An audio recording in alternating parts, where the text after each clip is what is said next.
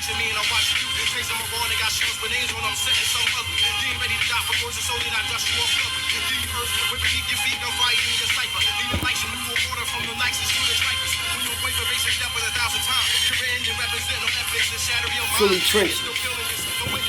In the trenches. I've been in this fucking Genesis. I risk, I risk soon as the mall got hit. So I lay back and other squammers with that chocolate shit. A glass of any 4/5, this whole bitch tried to bend me. Best protect my chest, slugs never go within me. Plus I'm busting plenty at whoever, cause I'm accurate. And niggas on the streets can only talk about half the shit the kid did.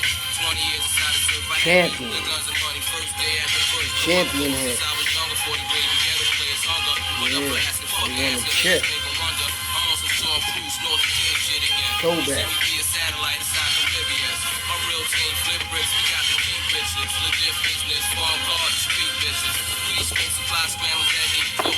That's a lie, if I die, I'm believing my feet broke. You know the situation, all face to face you in. Retired Brian Donkey, Jersey, DJ, Slight like 2 seasons ago.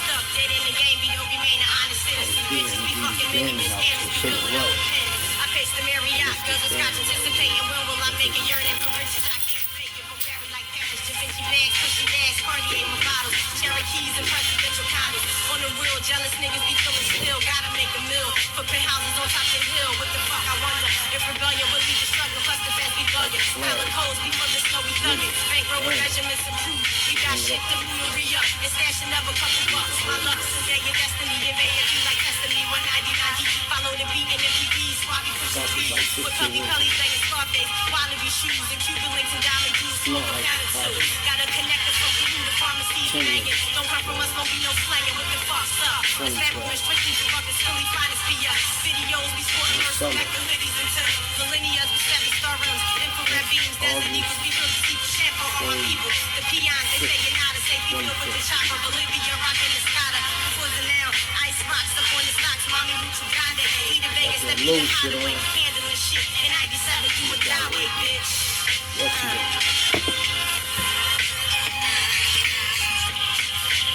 Real Ralph Lauren.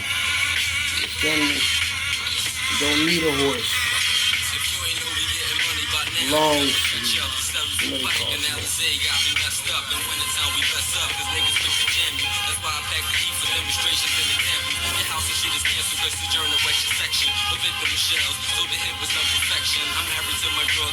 You know the Boston?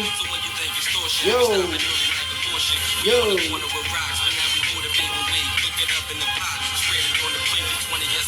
Top down with JL, you know the green shit from 12th Street is in the foyer. If not, I get fell. Look at me now. Rags and riches. Catch me in the bubble, blowing it up with major bitches. Donna Karen up and down. They heard about the pound, so they wanna ask questions. Got to talk to Smith and Wesson, cause I'm busy buying Tim's for beats, rims for G's. Hanes, Fruit of Loom t-shirt, Black Joe. Because I was washed up because I'm in the basement, huh? What they say? I make videos. You I want to.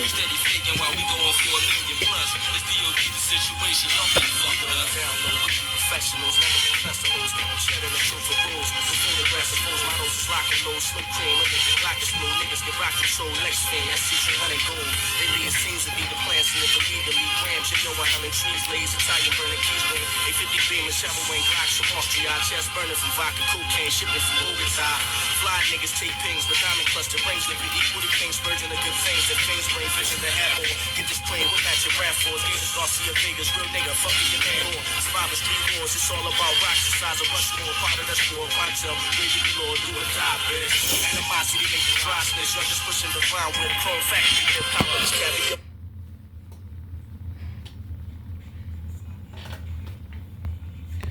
Hello world, I'm just here to make you think. This CEO Philly Trenches Hockey welcome at you live and direct with this bonus exclusive video. Y'all see me, y'all see the banner, Philly Trenches. Thank you wifey Kimber for getting the banner, you understand me? Teamwork, make the dream work, you know that. Alright, now we're going to talk about the day. Philly Trenches is going to take y'all back down memory lane. And we're going to take y'all back in the 80s, of course. See, the 80s was an extraordinary time because the world was changing dramatically. Like, you try to launch a rocket in the air and a kindergarten teacher 1986, I was in shop class, and like metal shop in junior high school, and we was making these toy rockets, and the whole class had to watch them astronauts try to make it up in space. And out of nowhere, that thing just blew up. And that shit was fucked up. I was thinking like maybe they wasn't never on that John, they faked it and all that. But that thing was crazy. I'm a young boy, I'm like in 8th grade, I think, 7th, 8th grade.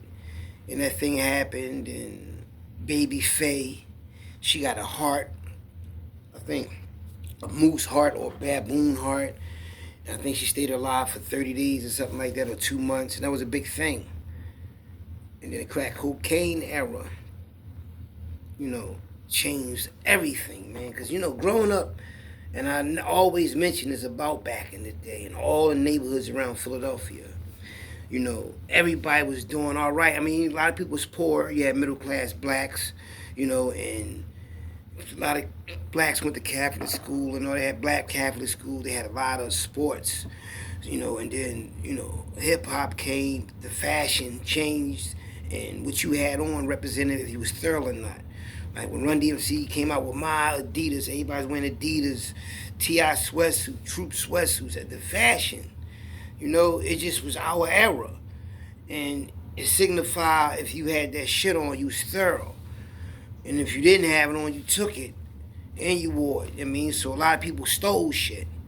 Boosters, went in the malls, took the expensive clothes and all that, came back in the hood and sold it for half price or a third of what it was worth. And and they was looked at as though they the hustlers. They the ones go out and get the money, bring it back to the hood for discounts and all that. And you understand me? So you got them that turn into the drug dealers. You feel me? But why this was happening, a lot of people that was getting into the game started using drugs. A lot of people that had good jobs started using drugs. A lot of people that was bullies. A lot of people that was talented, many different things. Barbershop, you know how to cut hair, you know how to do female hairs. Whatever you was good at, drugs destroyed that. And we seen this in every neighborhood with this drug epidemic. Then you had different drugs and affected different generations.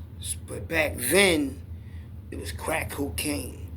Heroin is like the 70s. Then here come crack and cocaine, but heroin did make a comeback, as well as the pill game, as far as how it affected people's behavior, their activities, the way they made money, the way they got high and everything. If you're under 18, you can't watch this video. Now, you say, how can these athletes who never smoke cigarettes, never smoke weed, go straight to crack cocaine, getting high off the pipe? Because believe it or not, the average people that got high off crack cocaine at first across America were rich white people. Then it was a female. Females got high off it more than anybody. I don't know if it was a stress reliever, a party drug, whatever the main objective they were using it for, they turned a lot of men out. A lot of men got turned out on crack cocaine and cocaine, period. If you ask any man that got high and spent his money, 9 out of 10 he's going to tell you a woman introduced him to it, that he probably was dating, going with, whatever, because a lot of prostitutes was forced to get high to work those cold nights and cold streets and all that, in the trenches, because they had to block their mind out of what they was doing, especially those strippers and them dance clubs. Yeah, and the bars, the night scene, the clubs, that's where the freaks come out at night. The freaks come out at night, yeah, all that. So when the freaks come out at night, what happens when the freaks come out at night? People party, get high. And some people are offered these drugs for free at first. So try this out, take the edge off. Like people that's in the entertainment business, like comedians that's doing stand-up in a bar. A lot of them used it back then. It was like a pick-me-up, like a wake-up, like a stimulate your brain to enhance your ability to perform well. And they was doing that. So when I seen it done when I was a young boy coming up, was sad, man. That's why I really couldn't get into selling drugs, even though that was the next thing that we could do other than boosting, like going in the malls, going in the stores, stealing clothes and selling it, or robbing people for their jewelry or their money that was drug dealers. Because all drug dealers didn't have a gun, you know. It had a lot of people that worked for drug dealers that was workers, and they had a lot of money, a lot of nice things, but they weren't thinking to buy a gun because guns wasn't on nobody's minds back then. If you got robbed or something, you just ran into him with your squad or whatever. Y'all rode on him or whatever. He might got beat. They might have used bats. They might have used a knife, but not no guns. Back then, people was just getting jumped and rolled on. Even when people stole, like crackheads stole people packages, stole their stash. Like you was out there hustling and you stashed it under a car tire or in a chip bag or soda can, whatever you, and you, somebody stole it. You know, the only one could have stolen it was the fiend. And somebody like, yo, I know who stole your pack. And they say the fiends are telling other fiends for a reward. And they catch him, beat him up, or make him work it off or whatever, but they never killed him. So, you know, all that stuff that's starting to happen now with people getting unalive for the pettiest shit. Like, because you sold some drugs to somebody and they spent $5 with that person, but that's somebody you sold to for months. But because somebody else sold to him for $5, you want to get this guy out the way. Over $5, and a lot of that shit was happening, like, in the 2000s and shit like that. You know, in the 90s it got worse too because that's when a lot of people started to go from the 80s hustle and watch all the 80s and 70s hustlers die out, go to jail, get hooked on drugs. They learn from their mistakes and then they rise up. And one thing about a corner that's getting money, if it got a name, like the block is a known name for selling drugs, that block can be like deserted for 5 years and somebody could put some drugs out there the next day and they should have picked right up because the name of that block is still ringing, as well as the name of the brand of the dope if it's somebody selling dope. See, when they start selling crack, they used to identify the name of the block of the neighborhood by the color of the caps.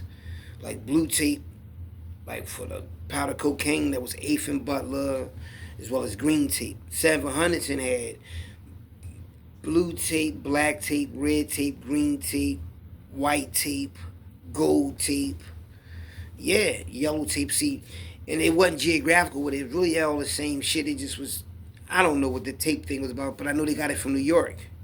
52nd and Market, they was called red tape. Richard Allen was called, some of them was called blue tape. But then they had the capsules. When the capsules came out, you know, New York, they're the ones that was done it first, the color of the cap. If it's red, it'd be the red cap crew, red top crew. The color of the capsule, like a crack vial, the top, whatever color it was, it was a crew named after the color in New York. Then the Puerto Ricans and blacks brought it to Philly, which was my old Isaac, and allegedly my brother Sekou when they brought crack over here. They said in New York, they used to have like, it was a midget Jamaican boy who gave them the crack, like little samples to take over to Philly to see if they liked it. But the way they were selling it, they would sit on these different color crates, milk crates. If it was a red crate, you went over there and you wanted a red top, a red cap, like a red top. If it was a blue crate, that means you getting a blue top crack vial. You know, but that era was crazy because the reason why it's so like mind-boggling to me is because I seen how people was normally before the crack came around. Even though people were struggling, it did change a lot of people's reality. It made people that was poor turn into wealthy people overnight. And you had people that had middle class, that had money, they turn into poor people eventually. And it's kind of strange when somebody have everything, and sometimes they be arrogant and obnoxious and flamboyant, nonchalant and all that. But when they on that crack, it's like, damn, now you can say, look at this motherfucker. He ain't bragging now. She ain't stuck up no more. The prettiest girl, the fattest ass, don't want to speak to nobody. Now she hooked on crack. Everybody, you know, having their way with her, or she stopped getting high and she started getting money, or he stopped getting high and he started getting money. It's like, I seen it happen that way too. I seen people get high And they have a lot of crackheads around them because they be like the main crackhead, bringing all the money in or whatever. And then they might go to jail or something. They might get their mind together or something might happen in their life. And they might stop just getting high. Next thing you know, they getting all the money. I seen it happen. I know a lot of y'all seen it happen. Like Supreme McGriff. He used to get high, allegedly. That's what I heard on the internet. And then, you know. So a lot of people got high and got themselves together and start getting money. Like a lot of mobsters, gangsters, black mafia, JBM members. A lot of them got high off certain shit. The Italians, people get high. It's like a stimulation, even though they say no to drugs, but the people that saying that was getting high. They was finding drugs in the White House and everything. Yeah, couldn't believe it. Not the White House. But I realized by selling heroin years ago that the people that use drugs are wealthy people. People that got money that can afford to buy it. So when they see people that's poor that's getting high, and you see people that got money looking down on them, that's a facade. That's a camouflage because they get high. They get drunk. The holidays come around, they go to the steak store and buy all the alcohol. They go to pro athletes' games and they get drunk and fucked up and wasted. Yeah, and they be the same ones that passed the law, that got the best jobs and all that, run Wall Street and all this, allegedly got the best jobs is the ones that's really fucking with them drugs and love it. You know, but back then when that shit first hit Philadelphia, hit the East Coast, the West Coast and all that, it changed a lot of realities. Think about all the black people that was doing good as far as recreation for the kids, sports, churches, religions, all this stuff that was uplifting these communities got tackled because of drugs. And who are the ones that push these drugs out there? You gotta be mindful of that. It was a reason for the season. Philly Trenches, Philly Trenches, Philly